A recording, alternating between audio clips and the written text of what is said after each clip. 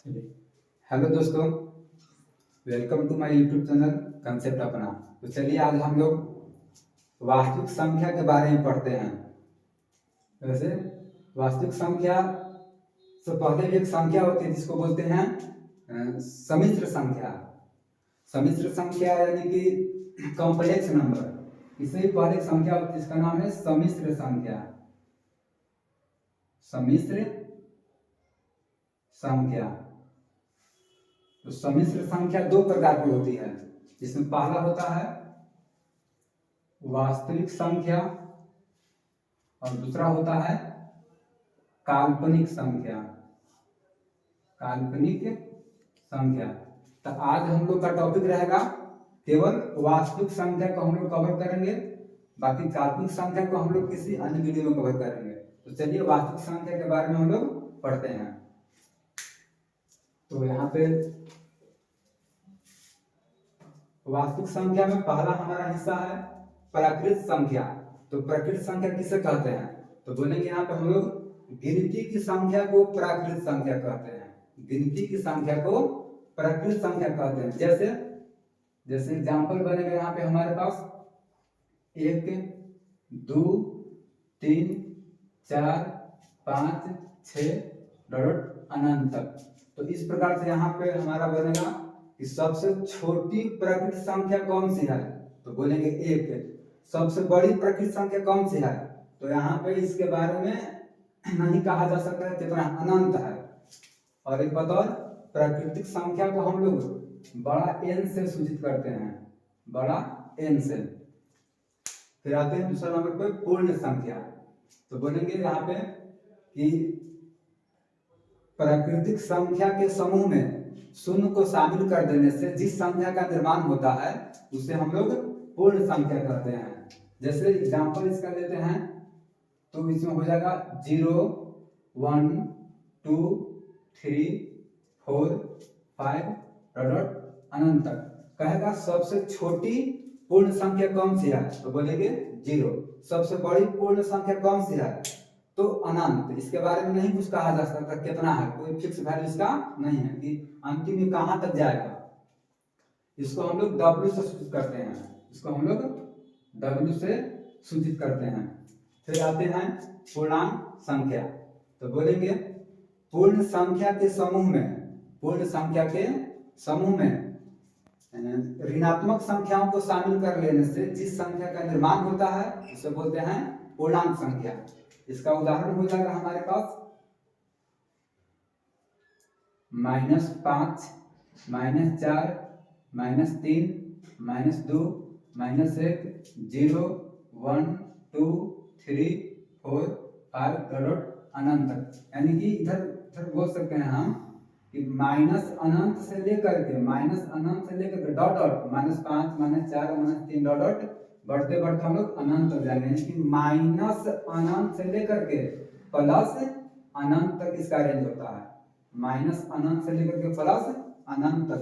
इसे हम लोग आई से या जेड से सूचित करते हैं। आई से या फिर जेड से। जेड जर्मनी का एक शब्द है जेहदी, उसी से बना है जेड, जिसका अर्थ होता है गिनना। इसका अर्थ होता है गिनना। तो पूर्णांक संख्या से हम लोग काउंटिंग भी करते हैं, ऋणात्मक में भी, धनात्मक में भी और शून्य भी होता है। तो यहाँ से भी निष्कर्ष निकलता है कि पूर्णांक संख्या 3 प्रकार के, धनात्मक पूर्णांक संख्या, ऋणात्मक पूर्णांक संख्या और शून्य पूर्णांक संख्या। ठीक है। इसमें सबसे छोटा और सबसे बड़ा के बारे में कहना संभव नहीं है क्योंकि इसका सीमा अनंत तक है। तो चलिए आगे नंबर पे आते हैं सम संख्या। तो इसमें बोलेंगे वैसी प्रकृत संख्या जो 2 से पूर्ण रूप से विभाजित हो जाता है।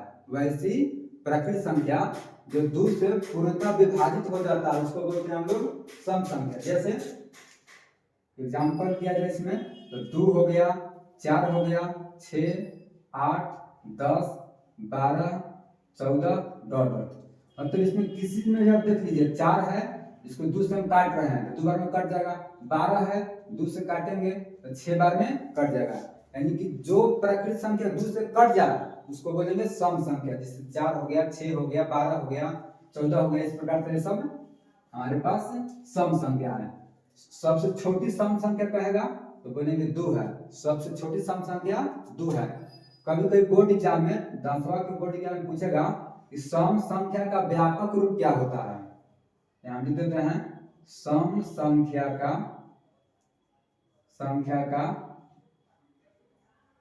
सम संख्या का व्यापक रूप तो बोलेंगे 2n, जहां n एक प्राकृत संख्या है, 2n जहां n एक प्राकृत संख्या है।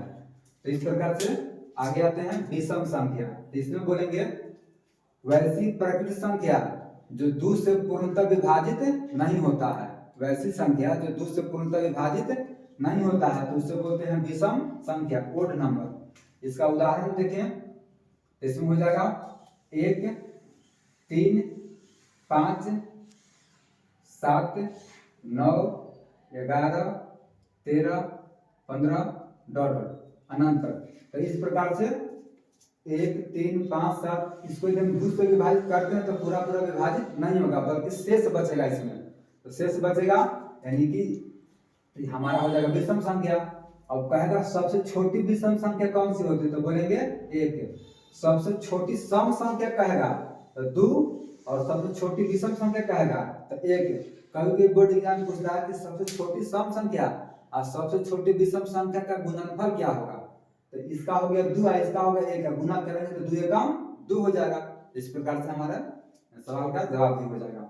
तो चलिए आगे नंबर पे आते हैं अभाज्य संख्या। तो इसमें बोलेंगे वैसी प्राकृत संख्या जो केवल एक और स्वयं से कटे, किसी अन्य से न कटे, यानी कि वैसी संख्या जो केवल एक और स्वयं से कटे, किसी अन्य से न कटे। जैसे उदाहरण इसका लिया जाए तो हो जाएगा 2 3 5 7 11 13 17 19 23 29 31 डॉट। इस प्रकार से यानी कि थोड़ा इंपॉर्टेंट है अभाज्य संख्या।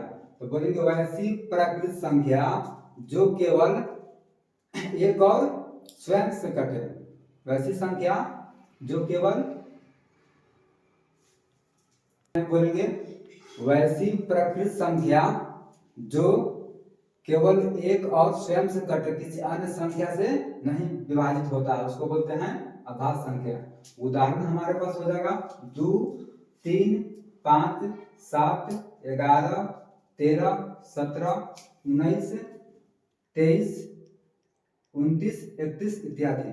अब इसमें आप बोलिएगा 15 क्यों नहीं, तो 15 विषम संख्या है ना कि अभाज्य संख्या, क्योंकि ये जो है इसमें 3 से भाग देंगे तो कट जाएगा, 5 से भाग देंगे तो कट जाएगा।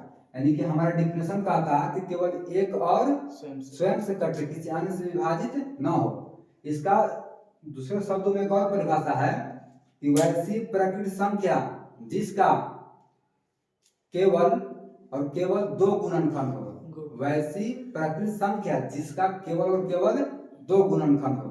अब जैसे आप 2 हम लेते हैं तो 2 का सिर्फ 2 गुणनखंड है, 1 आएगा 2। अब 3 लेते हैं तो 3 का सिर्फ 2 गुणनखंड है, 1 आएगा स्वयं 3।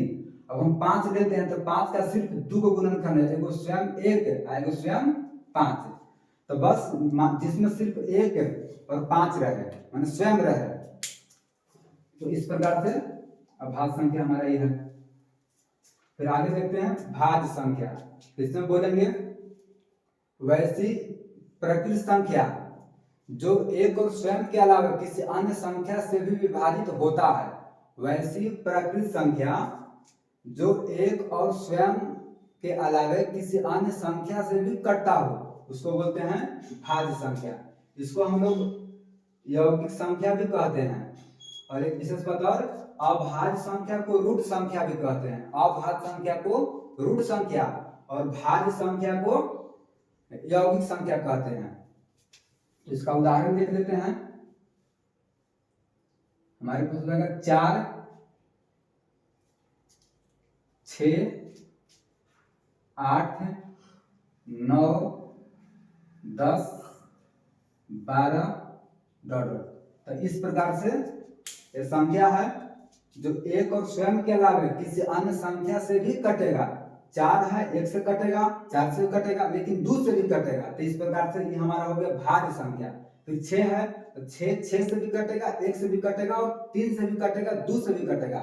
मतलब बोल सकते हैं कि वैसी प्राकृतिक संख्या जिसका गुणनखंड 2 से अधिक होता है, 3 गो, 4 गो, 5 गो, इस प्रकार से गुणनखंड होगा। जैसे हम 8 ले लिए तो 8 का गुणनखंड बहुत सारा है। इसका गुणनखंड 1 है, इसका 2 है, 4 है, स्वयं 8 है, यानी कि 2 से अधिक गुणनखंड रहेगा तो उसको बोलते हैं भाज्य संख्या। तो यहाँ क्वेश्चन ही बनेगा सबसे छोटी अभाज्य संख्या कौन सी है, तो बोलेंगे 2।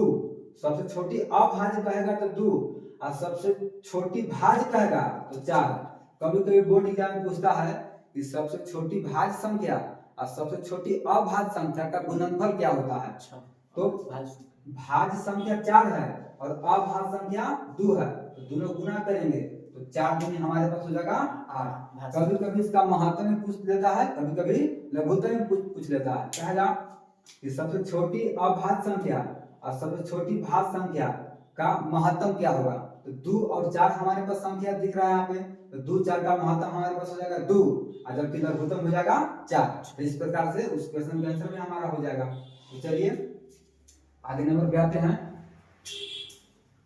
सहअभाज्य संख्या। तो इसमें बोलेंगे कि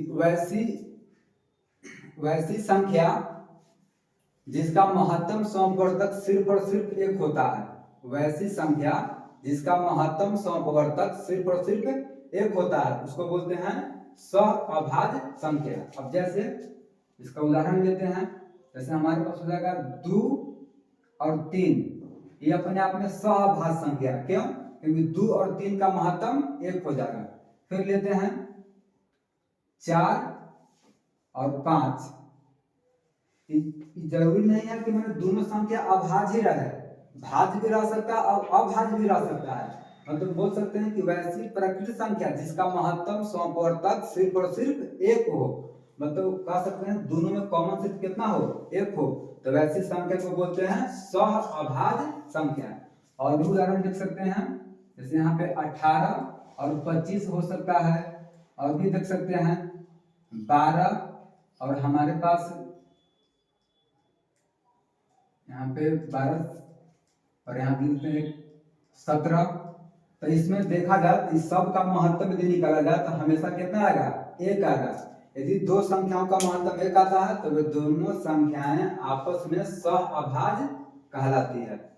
तो आगे आते हैं जुड़वा अभाज्य संख्या। इसमें बोलेंगे जुड़वा अभाज्य संख्या में वैसी दो अभाज्य संख्या जिसका अंतर 2 होता है। वैसी अभाज्य संख्या जिसका अंतर 2 होता है उसे बोलते हैं जुड़वा अभाज्य संख्या। जैसे उदाहरण यहाँ लिखे तो हमारे पास बन जाएगा 2 और 2 नहीं बनेगा, 2 3 लेंगे तो 1 का डिफरेंस हो जाएगा। तो हमको उदाहरण लेना होगा 3, 5। तो 3 5 अपने आप में एक जुड़वा अभाज्य संख्या है। तो दोनों अभाज्य संख्या होना चाहिए, दोनों के बीच का डिफरेंट 2 होना चाहिए। फिर आगे उदाहरण देखते हैं तो हमारे पास बनेगा 5, 7। दोनों अभाज्य संख्या होना चाहिए और दोनों के बीच का डिफरेंट 2 होना चाहिए। फिर आगे देखेंगे तो हमारे पास हो जाएगा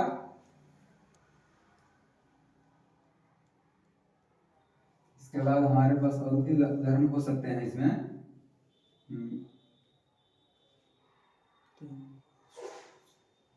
3 7 गैप हो जाएगा, मतलब कि 3 5 बना, फिर 5 और 7 बना, 2 का गैप है, फिर हो जाएगा 29 और 31। दोनों में 2 का गैपिंग है और दोनों अभाज्य संख्या है। दोनों अभाज्य संख्या होना चाहिए, दोनों का गैप 2 का होना चाहिए, दोनों का अंतर 2 का होना चाहिए। लेकिन सहअभाज्य में क्या था, वैसी कोई भी दो संख्या जिसका महत्तम 1 आवे उसको बोलते हैं सहअभाज्य संख्या। तो इस प्रकार से इसमें उदाहरण हो जाएगा 3, 5, 5 और 7, 29 और 31। इस प्रकार से आगे आते हैं भिन्न संख्या। तो इसमें बोलेंगे वैसी संख्या जिसे अंश बटा अंश बटा हर के रूप में लिखा जा सकता है, उसको बोलते हैं भिन्न संख्या। अब इसमें उदाहरण देखेंगे तो हमारे पास हो जाएगा 1/2, 5/3, 6/4, 6/5, इस प्रकार से 9/10, 3/5 डॉट डॉट इस प्रकार से।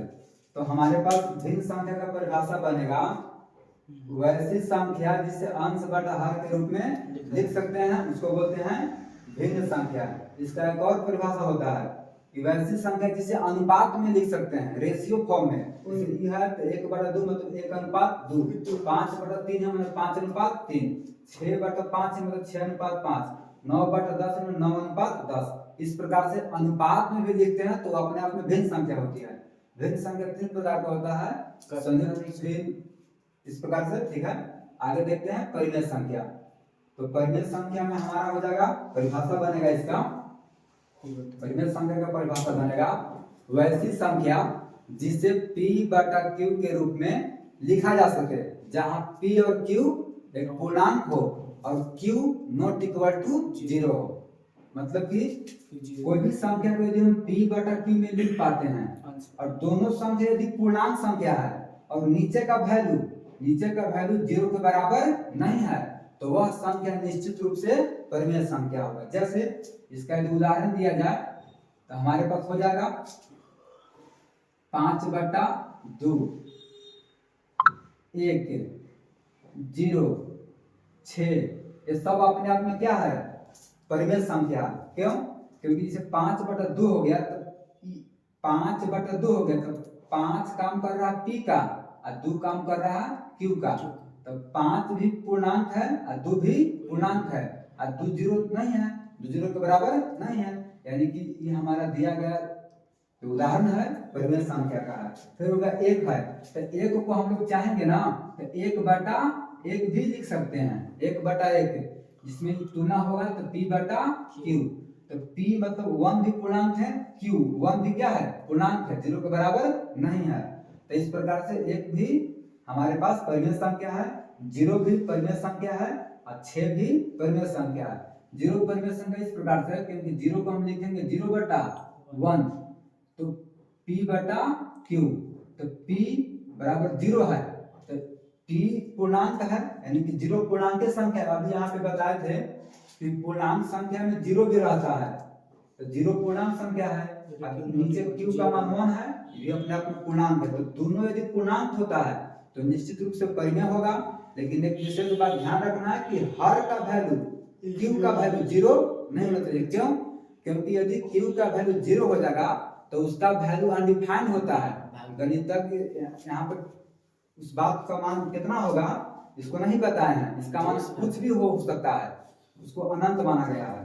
तो इस प्रकार से हमारे पास उदाहरण बनेगा और भी बहुत सारे उदाहरण संभव इसमें है।